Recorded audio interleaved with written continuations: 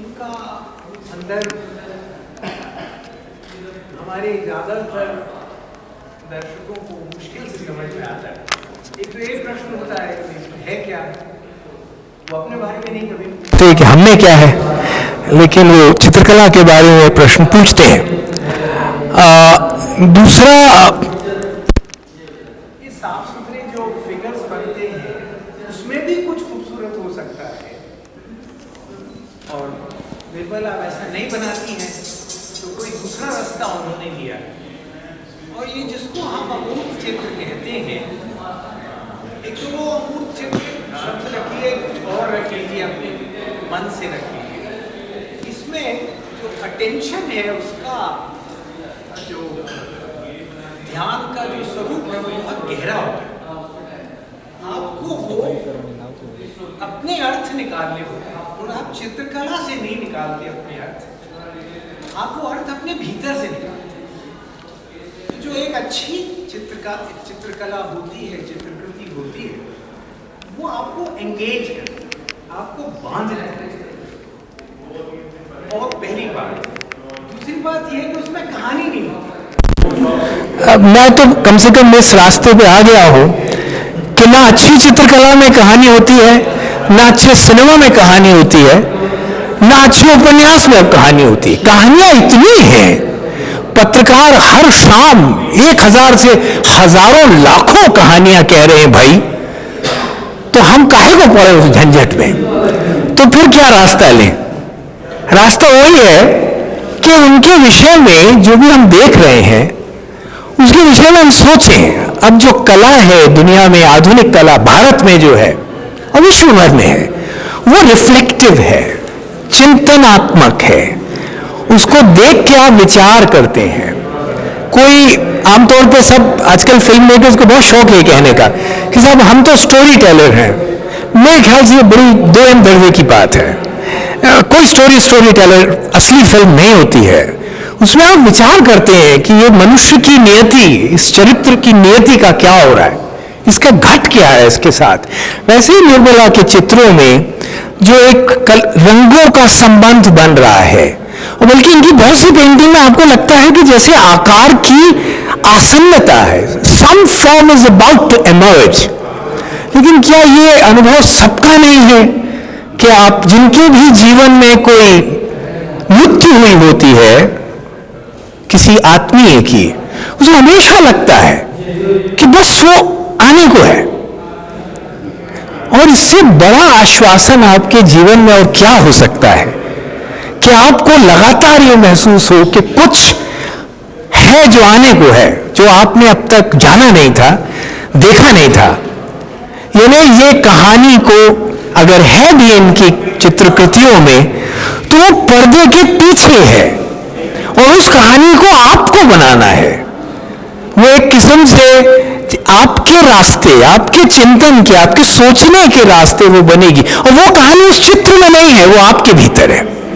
All great arts invent you, वो अपने बारे में नहीं होते। चित्रकार आधा चित्र बनाता है, कवि आधा कविता लिखता है, आप पूरा करते हैं।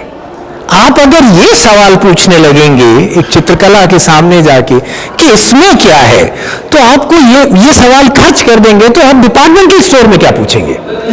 ये प्रश्न कंज्यूमर का है, ये प्रश्न व्यूअर का नहीं है, रीडर का नहीं है। रीडर ये पूछता है चित्रकला के सामने खड़े होके कि मुझ में क्या है, मैं कौन हूं। और पारंपरिक दृष्टि से अगर देखें तो जो 6 गुण बताए हैं चित्रकला के, वो बड़ा और बड़े उस ग्रंथ में है जिसके बारे में आधुनिकों को खुशफहमी है कि वो जो ग्रंथ है वो बड़ा खराब सा ग्रंथ है, और उसको तो घर में क्यों रखें, कामसूत्र है। हम लोग पढ़ते तो ये नहीं अपने टेक्स्ट, हम तो अंग्रेजी की पुस्तकें पढ़ के खुश हैं। और क्षमा करिए, आप बंबई में कुछ ज्यादा ही है, दिल्ली में ज्यादा है, कलकत्ते में ज्यादा है। और मैं बिल्कुल सोचता हूं कि अगर कोई बड़ा माइंड निकलेंगे, जब भी निकले हैं वो छोटे शहर से निकलेंगे, क्योंकि संकोच नहीं है उनको, उन पर पीयर प्रेशर नहीं है। बहरहाल, तो वो उसमें 6 जो गुण दिए, उसमें एक गुण है वर्णिका भंग। वर्णिका भंग यानी इसमें हमने बहुत सोचा क्या है, वो लगाते रहे। हमारे उस्ताद जो थे महान फिल्मकार मनी कौल, वो हमारे साथ रहते थे, उन दिनों उनको कैंसर था। तो हम बैठे, हमने सोचा भाई वर्णिका भंग क्या है। अच्छा, टैगोर लिख गए उस पर। अच्छा, टैगोर का लिखा हुआ डरावना होता है कि भाई उनके परे कैसे जाए, हर बड़े लेखक का गुण होता है। लेकिन वो मतलब वो लेखक से हम भी हैं, तो वर्णिका भंग में मैंने सोचा भंग क्या है, तो भंगिमा है।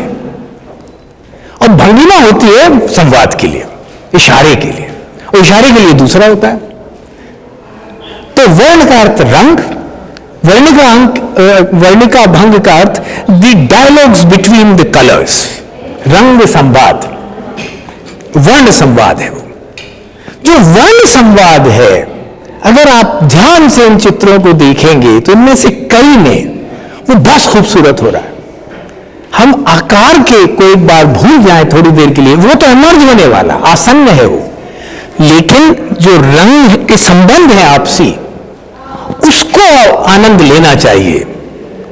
वो कैसे एक दूसरे से बात कर रहे हैं, कैसे फुसफुसा रहे हैं। Each and every painting is a kind of whisper of the colours.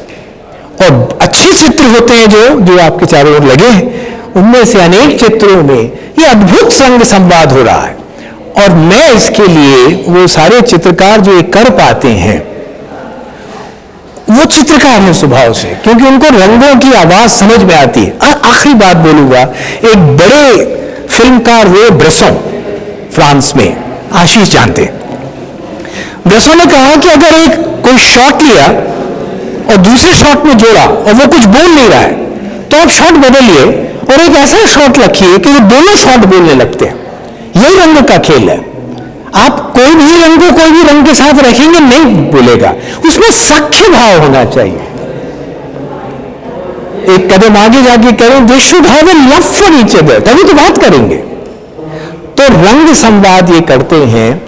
दूसरे शब्दों में अब इसको फिर इलाबोरेट कर दें, ऑल पेंटिंग्स आर रैंडवूज, संकेत स्थल हैं जहां वर्ण आपस में प्रेम आलाप करते हैं एक दूसरे से। अनेक रस, अनेक रंग हैं वो कर रहे हैं। इन सब के लिए मैं निर्मला जी को बहुत बहुत बधाई देता हूं। आपका बड़ा आभार है कि आपने यहां आमंत्रित किया।